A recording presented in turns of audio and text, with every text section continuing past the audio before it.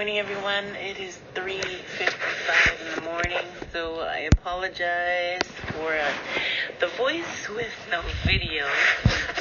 C'est la vie. I just woke up from the strangest, craziest dream, and I've been having, for the last 3 weeks, the wildest, craziest dreams that include people that I've never met, people that I've never seen. And I am having a lot of other people's dreams.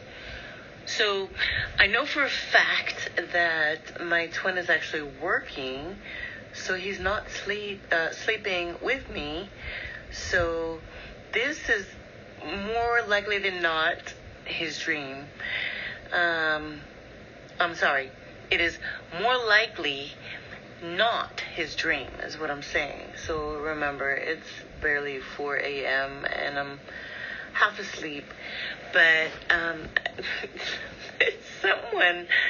a lady asked for my help. And she brought me to her house to see her situation so that I could help her. So let me just describe this lady, and maybe it's you. There's a lot of animal spirit guide messages here. All right. And so this lady is in her mid-30s, and she's blonde-haired, and she's wearing glasses, and she lives in a very low-income section of her neighborhood. And she's got a bunch of children. There was a baby actually on her hip. The baby was less than a year. Barely a year old, maybe a hair over a year old. I think it was under a year, maybe 10 or 11-month-old baby. And there was about 4 children, maybe 5 in the house. And there was a bunch of cousins and family who gathered at a particular time when we were discussing this situation. So it was just such a really weird dream. So she brought me in and asked me, she said, Angie B, and then she called me specifically Angie B, so I know this is not no family or friend. This is some of you out there in YouTube land. So she said, Angie B, I need help. My husband is gone. He'll be back soon, but he left some surprises in all of the kids' rooms. And I don't know what to do about them. And I said, well, what kind of surprises? And she said, open the doors. See for yourself. Be really careful. And so I opened one door. And there was a psychedelic looking, it was a leopard, but it was like a rainbow leopard. It had rainbow colors and then the brown spots, right? And I was like, oh my God, that's so beautiful. And then in the other half of the room was a regular leopard. And they were both pacing back and forth. But they didn't give me any particular attention. And I did like an analysis on how we could get them out of there, what we could do, what kind of options we had. Sorry guys, I'm starting to wake up a little bit. Stuff like that. But at this point I hadn't made any decisions. So I said, okay, we definitely have to do something.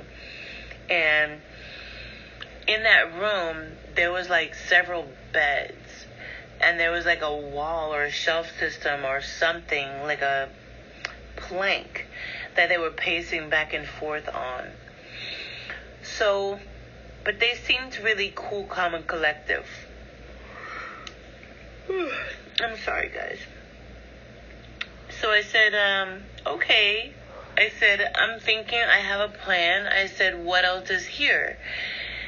And she pointed to this door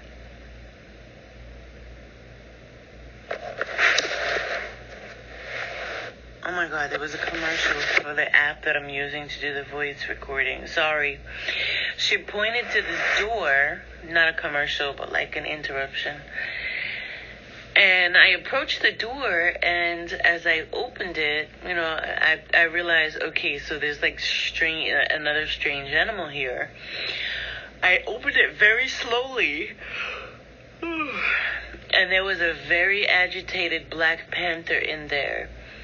And I opened the door enough to see inside and see what it was, and it ripped the door open and it mauled me. It attacked me. It scratched me in several places. But the bedroom that it was in actually had an exiting door. So I very courageously, I don't want to say that I fought this panther, this Black Panther. I didn't fight the Black Panther, but I protected the kids and her.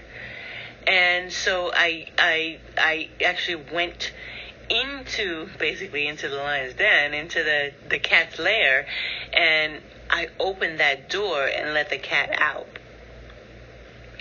And at the same time, this man appeared, and he said, "I'm letting out the other two cats." And I said, "Okay, I guess that's what we're doing about it." And I said, "That's not quite, how I figured it out. I'm not sure if we should do that, but okay." And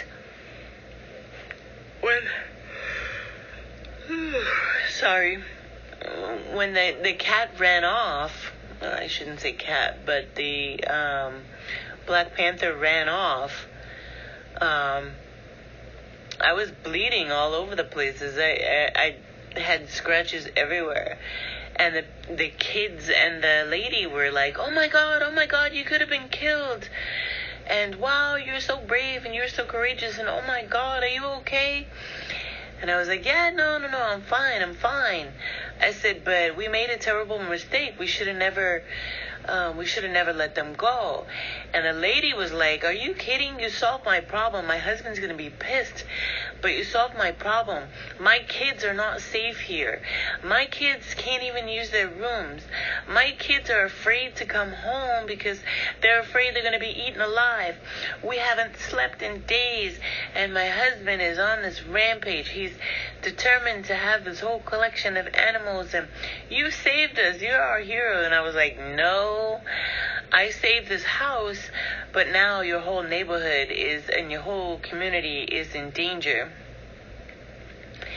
And so I woke up and I was thinking I should go back to sleep and redo the dream to actually call the wild animal people to actually come pick them up. Sorry. And I started to do that. I started to redo the dream to do it properly so that no one gets hurt. And that's when the animal rescue people came, and they were only looking for the rainbow one. They wanted the rainbow leopard. They didn't care about the other two that had been released. So I realized that maybe we did make the best decision after all, according to the circumstances. So I don't know who this woman was, but I just had to share. And I haven't been sharing the dreams that I've been having.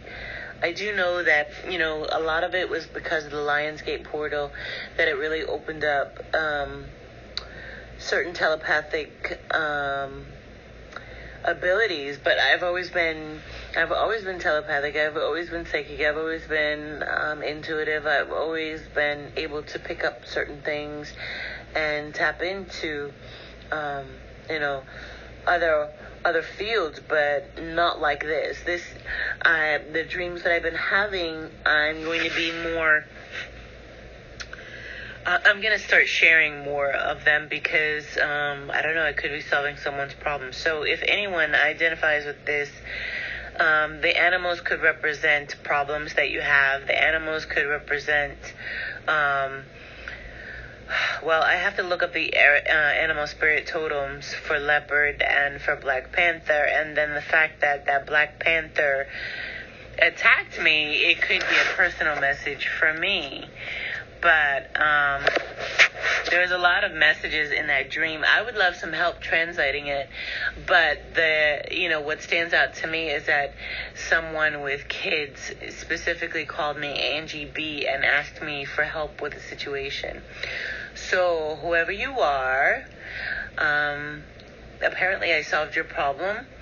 According to your situation, what was best for your situation. We put a lot of other people in danger, but we saved the leopard from the poachers, but and we saved the kids from whatever household danger that they were being exposed to. And so, the thing is that we really pissed off your husband, but he's not aware of it yet.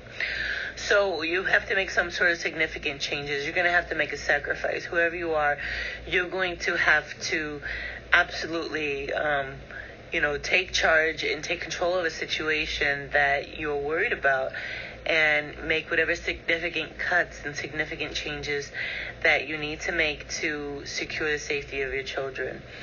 So whoever you are, I love you. I'm here for you.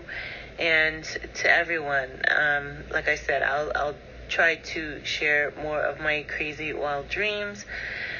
I just have to make sure they're not my twins' dreams, because I have a lot of his dreams too. We dream together, and I need to know. I need to be able to know the difference. And this was clearly not my twin's dream. My twin is working, and I'm sleeping. So, yeah.